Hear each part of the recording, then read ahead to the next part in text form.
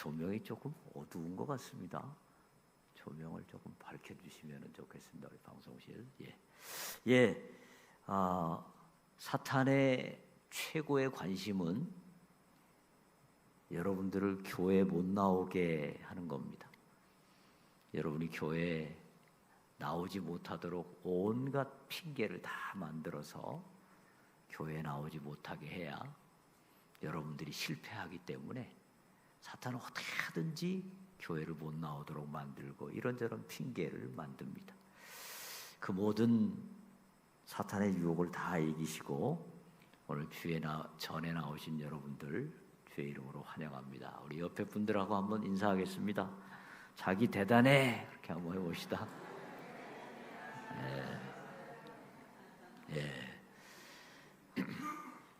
우리 예수님께서는 이제 제자들을 데리시고 아주 높은 산에 올라가셨습니다. 그 산의 이름이 성경책에는 나와 있지 않기 때문에 보통 변화산 그렇게 말합니다. 그 산에 올라가셔서 우리 예수님이 변화하셨다라는 것이죠. 이 변화산에서 어떤 일이 일어났느냐, 오늘 우리에게 굉장히 중요한 교훈을 줍니다. 자, 오늘 말씀 28절, 29절 같이 한번 읽어보겠습니다. 28절, 29절 시작.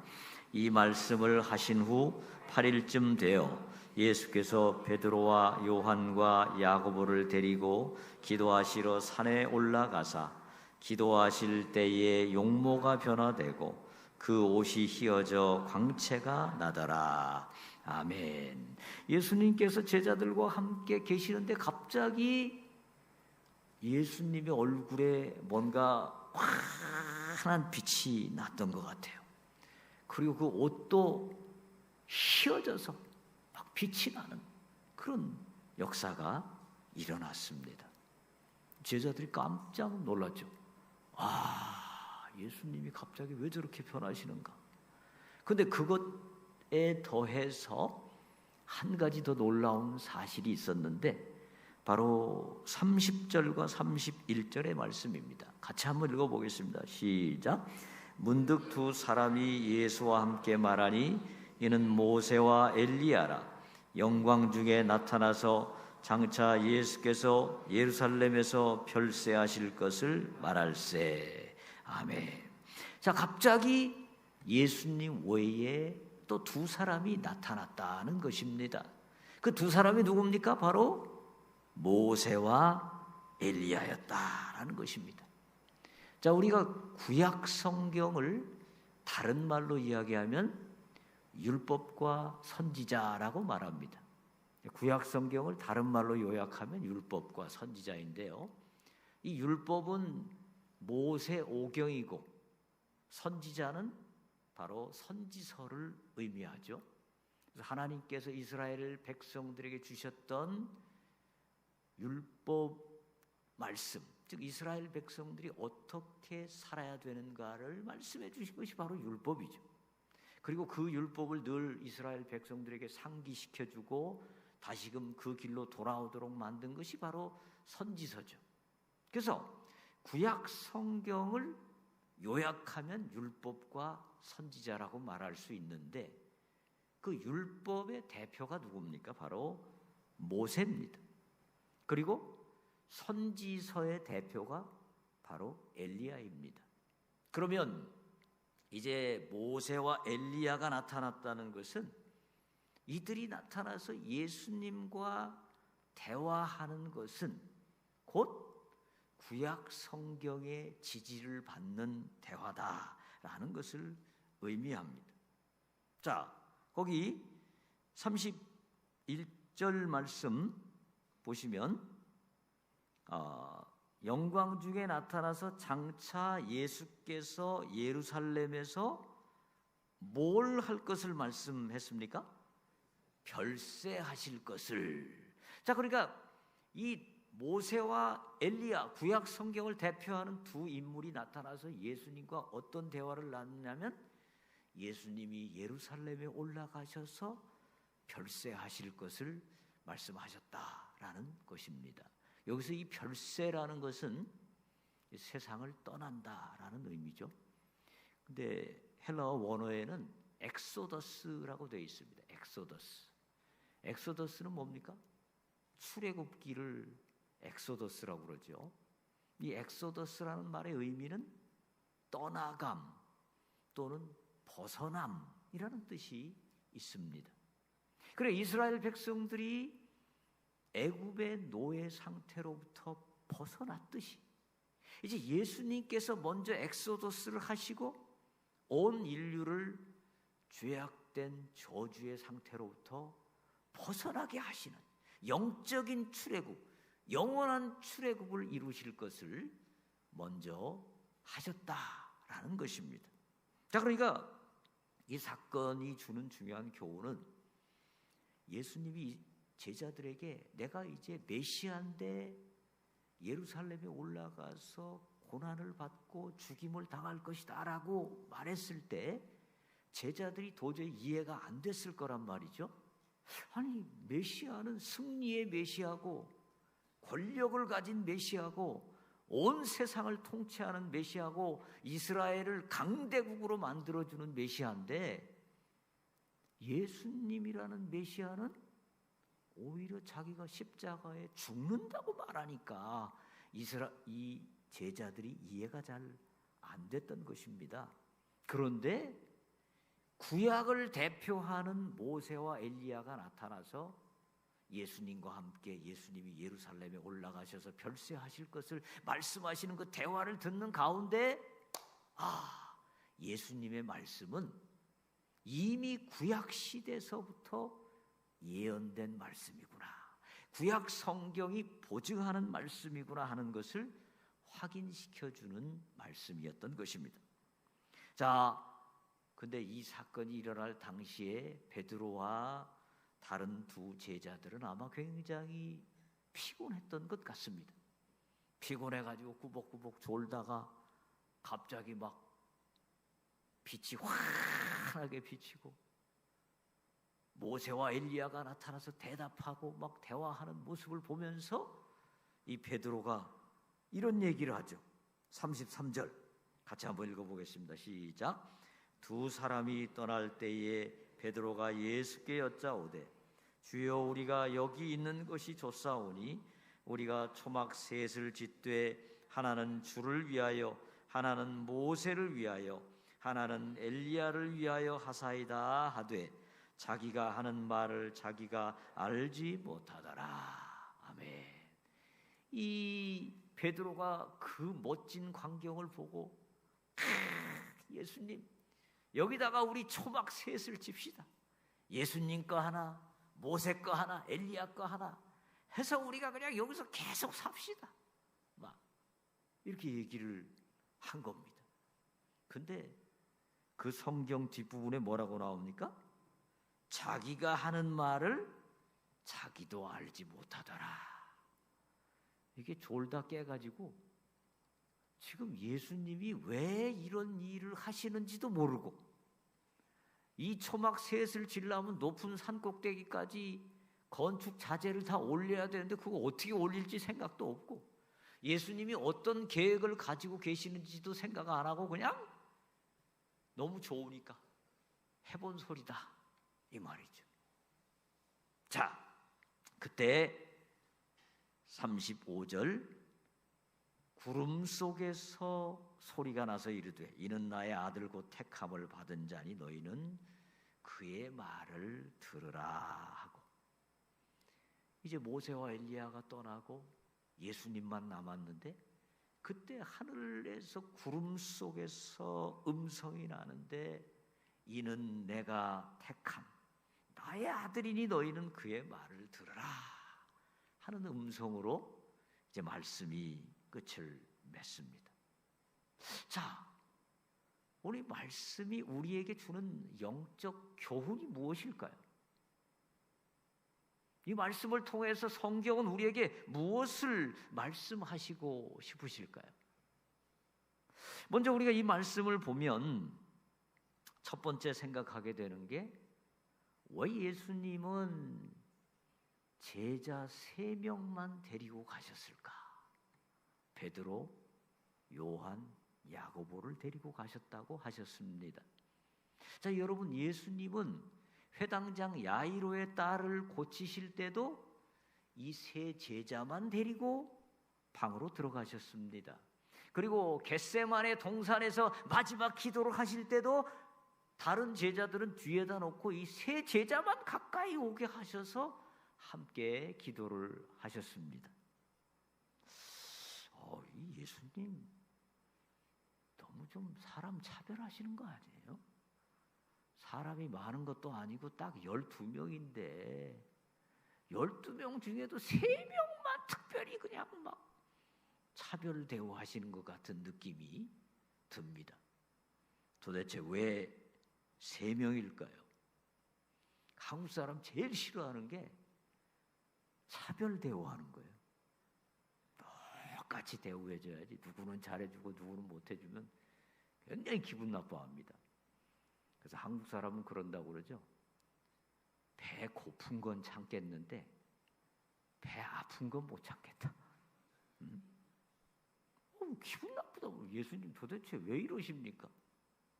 자, 그런데 여러분, 이 3 제자는요, 특별한 사명이 있습니다.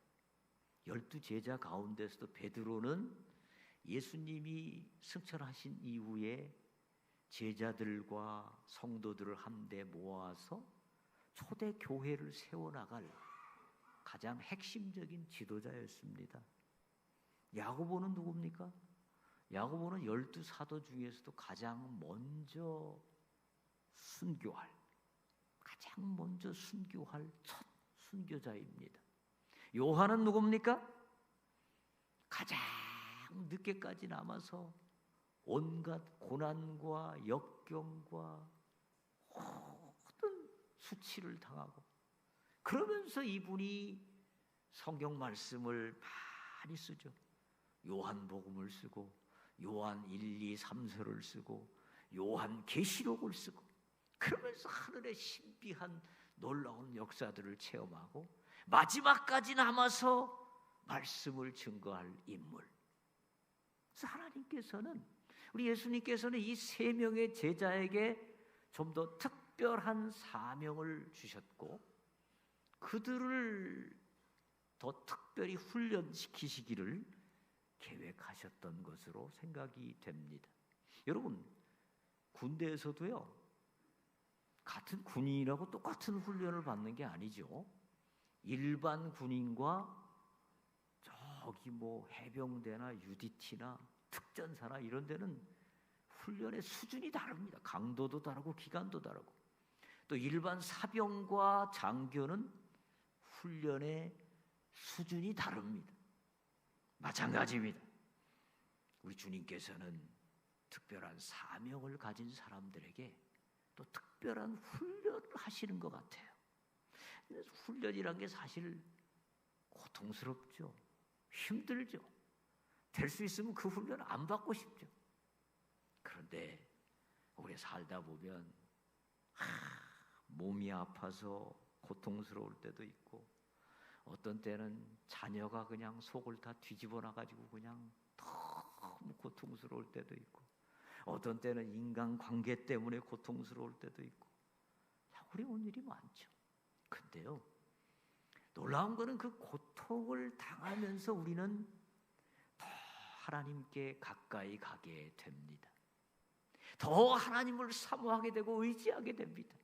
그리고 그 고통을 당하면서 고통당한 사람들을 더 깊이 이해하게 되고 그들을 위해서 더 간절히 기도하게 되고 그들을 지적으로 돕는 자가 될 수 있습니다.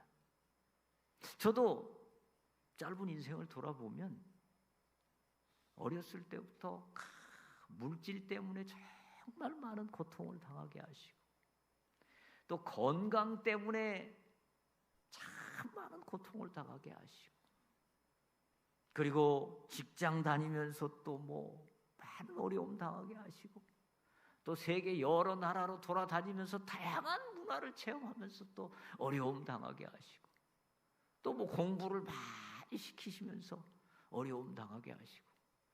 저는 그런 생각이에요. 초등학교 때 들어간 학교를 지금도 졸업을 못했습니다. 지금도 제가 학교를 다니고 있습니다. 그렇죠? 근데 요즘 제가 얼마 전에 뭐 허리가 안 좋고 막 좌골신경통인지 뭐가 와가지고 상당히 힘들었습니다. 그러면서 우리 성도님들 가운데 허리 아프시다는 분들을 보면 제가 막 이해가 돼요. 얼마나 고통스러우실까. 기도가 절로 나옵니다. 여러분, 뭐 다른 종교 얘기를 해서 죄송합니다마는 천주교의 신부들은 결혼을 안 하잖아요. 결혼을 안 하는 게 분명히 좋은 점도 있습니다. 성직을 수행하는 데 있어서 좋은 점도 있는데 또 한계점도 있다고 생각합니다. 한계점이 뭘까요? 보통 이 남성들은 결혼을 해가지고 자녀가 속을 뒤집어 놓고 속을 새기고 막 이거 어떻게 해야 될지 모르는 순간들을 만나면서 사람이 철이 드는 거예요. 인생이 이렇게 마음대로 안 되는구나. 이 철이 듭니다. 그 다음에 또 부인한테 바가지를 그냥 긁히면서 또 인생의 깊이가 깊어지는 겁니다. 이런 말 하면 또 제 집사람이 저를 많이 바가지 긁는다고 생각지는 마십시오. 그런데 천주교 신부들의 경우에는 뭐 자식이 속을 뒤집어 놨습니까? 부인이 바가지를 긁었습니까? 없단 말이에요. 그러니까 성도들이 와서 기도를 부탁하고 할 때 아무래도 그 마음을 이해하는데 좀 한계가 있을 수 있다. 내면의 고통을 아는데 한계가 있다라는 겁니다. 그러니까 중요한 건 뭐예요? 예수님께서 우리에게 특별한 사명을 주신 사람들에게는 많은 고통의 훈련이 있는 거예요. 그러니까 그 고통을 너무 괴롭게만 생각지 마시고 너무 좀 원망스럽게만 생각지 마시고 이 고통을 통해서 내가 주님께 한 걸음 더 나갑니다. 이 고통을 통해서 내가 주님이 쓰실 만한 그릇으로 만들어집니다라는 고백을 하면서 여러분 그 고난 가운데 더 성숙한 신앙인들로 성장하시기를 주의 이름으로 축원합니다. 자, 두 번째 생각할 말씀은 35절과 36절의 말씀인데요. 36절 초반에 뭐라고 말씀합니까? 소리가 그침에 오직 누구만 보이더라? 예수만 보이더라. 예수만 보이더라. 그리고 35절 하반절에 뭐라고 그래요? 너희는 그의 말을 들으라.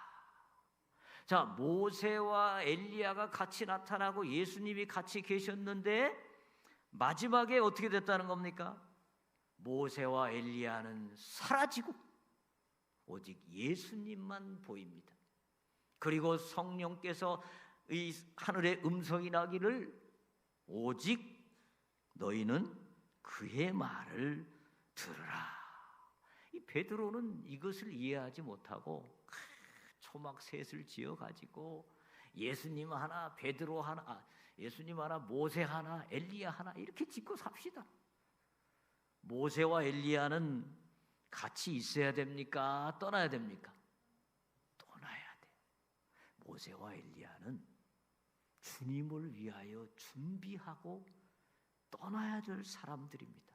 모세와 엘리야가 아무리 위대하다 할지라도 그들은 떠나야 돼요. 누가 남아야 됩니까? 예수님만 남아야 됩니다. 누구의 말을 들어야 됩니까? 예수님의 말씀을 들어야 됩니다. 여러분, 고린도 교회가 왜 문제가 많았습니까? 고린도전서 1장 12절 말씀에 보면 우리 같이 한번 읽어보겠습니다. 시작. 내가 이것을 말하거니와 너희가 각각 이르되 나는 바울에게, 나는 아볼로에게, 나는 게바에게, 나는 그리스도에게 속한 자라 한다는 것이니. 아멘.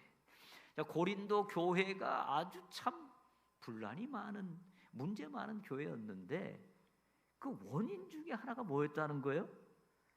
고린도 교회가 딱 4등분이 났다는 겁니다. 하나는 우리는 바울파다.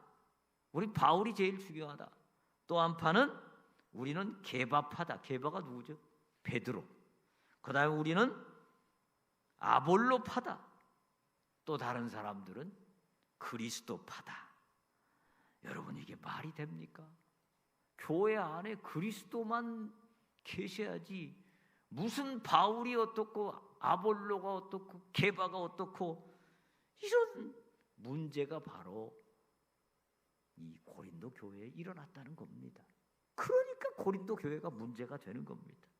여러분, 사람의 아주 강력한 욕망이 무엇일까요?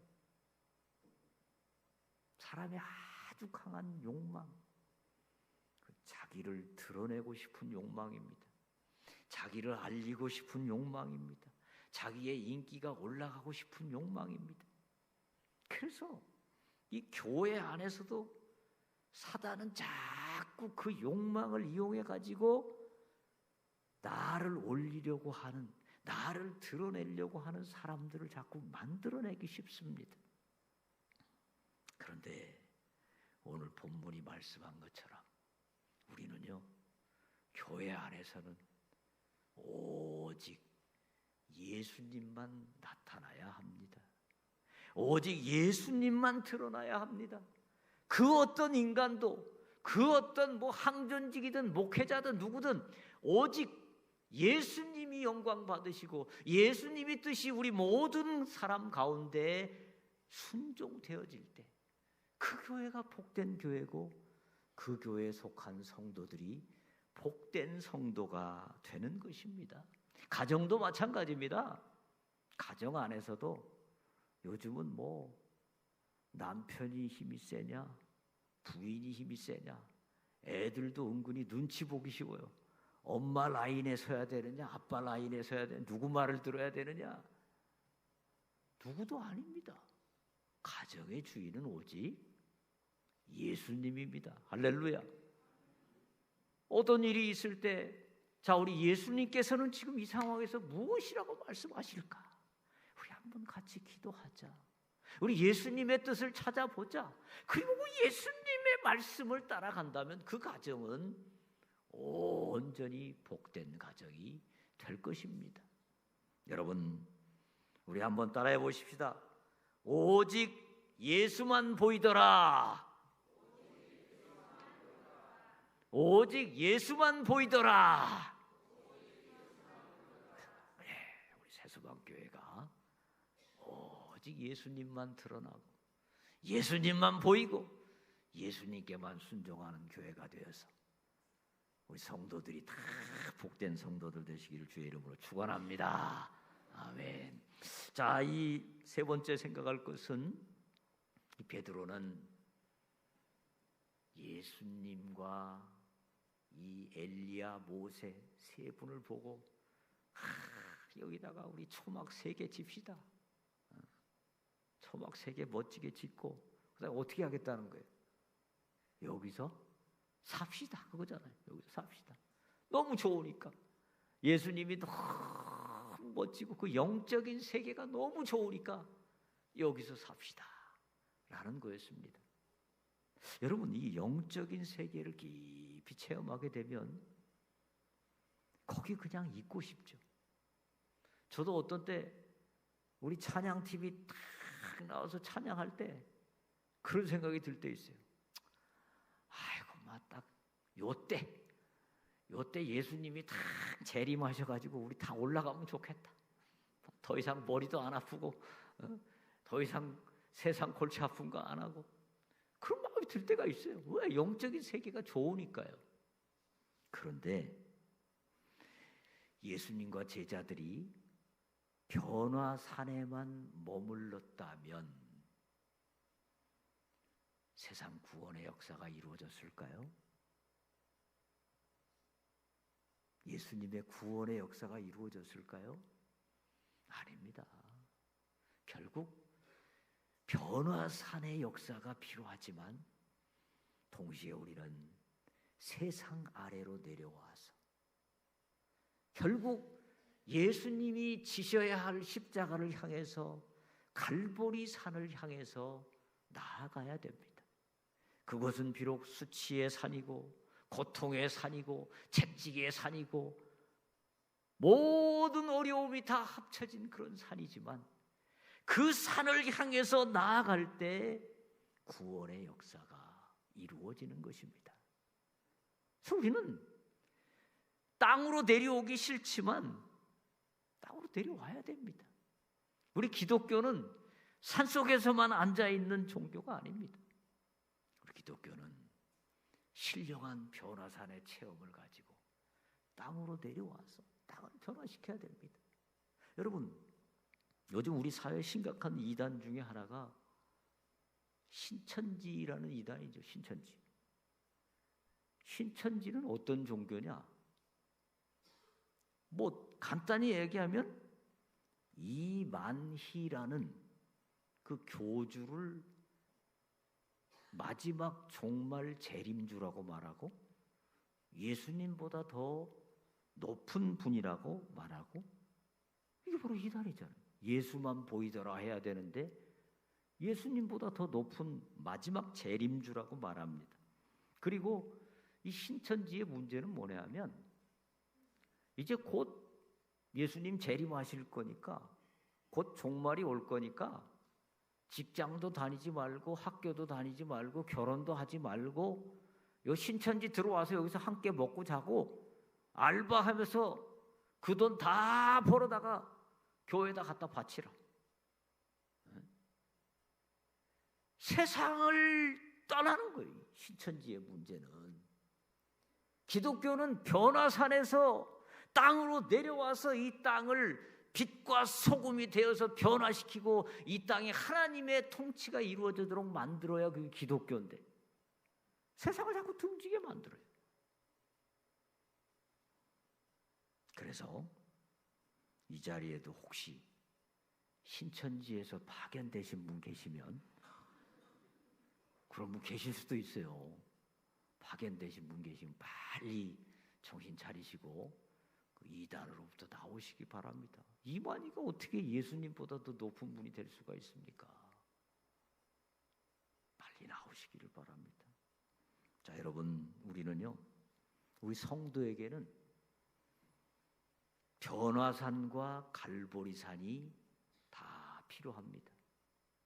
갈보리산에 올라가야 됩니다. 그게 바로 우리의 사명의 산이고, 그게 바로 우리가 이 세상에서 세상으로 보냄받은 우리의 사명입니다. 근데 이 갈보리산이 가능하기 위해서는 변화산이 필요합니다. 변화산에서 우리가 하나님의 역사를 체험해야 되고 하나님을 만나야 되고 하나님을 느껴야 됩니다. 여러분, 아무리 좋은 차도요, 기름을 넣어주지 않으면 그 차가 나갈 수가 없죠. 그렇죠? 제일 좋은 차 아무리 좋아도 기름을 넣어줘야 그 차가 움직입니다. 우리 성도가 어떻게 이 세상 가운데서 빛과 소금이 되고 갈보리산을 능히 올라갈 수 있는 믿음의 사람들이 될 수 있겠습니까? 날마다 우리가 변화산의 체험이 있어야 됩니다.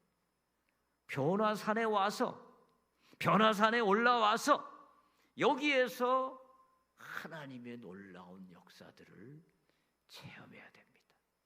어떤 때 변화산에 와서 예수님이 기도하는 가운데 내 곁에 오시는 모습을 보기도 하고, 어떤 때 변화산에 와서 내 암덩어리가 그냥 사라져 버리는 경우도 있고, 어떤 때 변화산에 와가지고 놀라운 하나님과의 신비한 체험이 있기도 하고, 바울처럼 3층 천에 올라가는 체험이 있기도 하고, 또 이런 엄청난 기적이 아니더라도 기도하는 중에 갑자기 주님께서 내게 평안한 마음을 주실 때도 있습니다. 마음속에 염려와 근심이 물러가고 하나님께서 주신 은혜가 떠오르면서 눈물이 나오기도 하고, 그리고 주님이 내 곁에 계시는 것을 만지면서 주님 때문에 새 힘이 나는 이런 놀라운 변화산의 체험이 있습니다. 여러분, 이런 체험이 있을 때 우리는 어떤 상황 속에서도 갈보리 언덕을 올라가면서도 찬송할 수 있습니다. 찬송가 408장 이런 가사가 있죠. 나 어느 곳에 있든지 늘 마음이 편하다. 주 예수 주신 평안함 늘 충만하도다. 다 함께 나의 마음속이 늘 평안해. 나의 마음속이 늘 평안해. 악한 죄 파도가 많으나 악한 죄 파도가 많으나 마비 늘 평안해. 아멘. 변화산의 체험을 날마다 하는 분, 교회에 나와서 찬송 부르면서 기도하면서 말씀을 들으면서 변화산의 체험을 하시는 분, 그런 분들은 칼보리 산을 올라가면서도 악한 죄 파도가 많으나 늘 마음속에 평안이 넘치게 될 줄로 믿습니다. 여러분, 우리 이제 설교 후에 함께 합심으로 기도할 겁니다. 합심으로 기도할 때 우리 찬양팀이 나와서 이제 찬양을 할 겁니다. 여러분, 뜨겁게 기도하시기 바랍니다.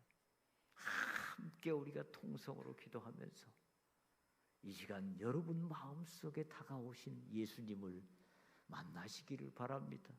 여러분의 마음이 어느샌지 그 처음 만났던 예수님 사랑이 싸늘하게 식어져 버리고 그냥 어쩔 수 없이 몸은 교회에 나오는데 예수님께서 주셨던 그 은혜가 그만 멀어져 버리고 근심과 걱정과 고민에 쌓여가지고 그냥 한숨만 푹푹 쉬고 앞날은 캄캄하고 그런 분들 계시지 않습니까? 여러분, 변화산의 체험을 하시기를 주의 이름으로 축원합니다. 여러분 곁에 계신, 여러분 곁에 오신 그 주님 다시 한번 만지시기를 바랍니다. 그분과 함께 세임 얻는 시간 되시기를 주의 이름으로 축원합니다.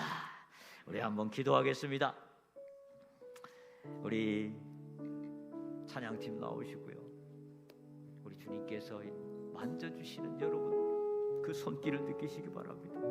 여러분 속에 있는 모든 근심과 걱정과 염려를 우리 주님께 다 맡기시기를 바랍니다. 주여, 내가 괜히 걱정했습니다. 우리 주님 책임지시는데 내가 괜히 염려했습니다. 주님께 맡기겠습니다. 주님께서 합력하여 선을 이루어 주실 줄 믿습니다. 우리 한번 주여 부르고 함께 기도하겠습니다. 주여, 아버지 하나님 감사합니다. 오 아버지 하나님, 시간에 우리 변화산의 체험을 보여주시니 감사합니다. 아버지 하나님, 우리는 날마다 변화산을 체험해야 살 수 있습니다. 그래야 갈보리 산을 올라갈 수 있습니다. 그래야 승리할 수 있습니다.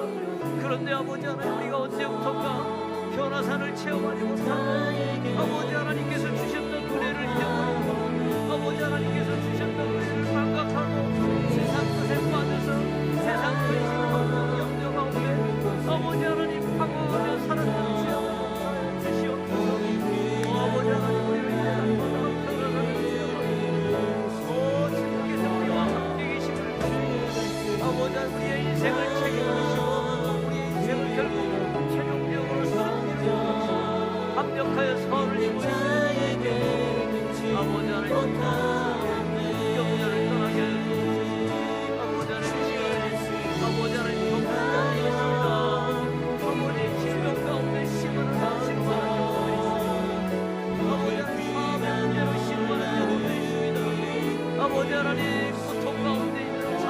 문제 때문에 고통하고 아버지 하나님 시험 때문에 어려운 영혼들이 있습니다. 아버지 하나님 그들을 붙잡아주시고 아버지 오늘 이 시간에 그들의 문제를 해결하여 주시옵소서.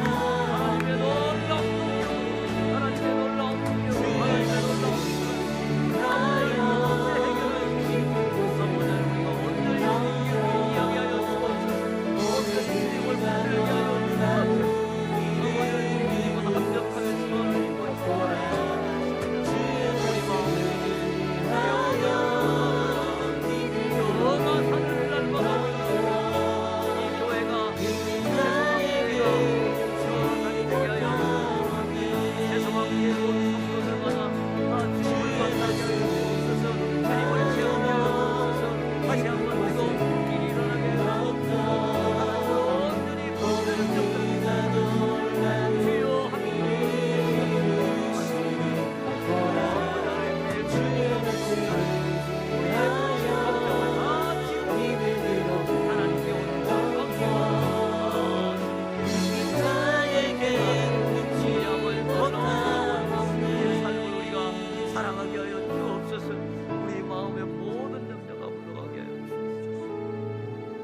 하나님, 오늘 변화산의 체험을 통하여 갈보리 산에 올라갈 수 있는 능력이 주어지게 하시니 감사합니다.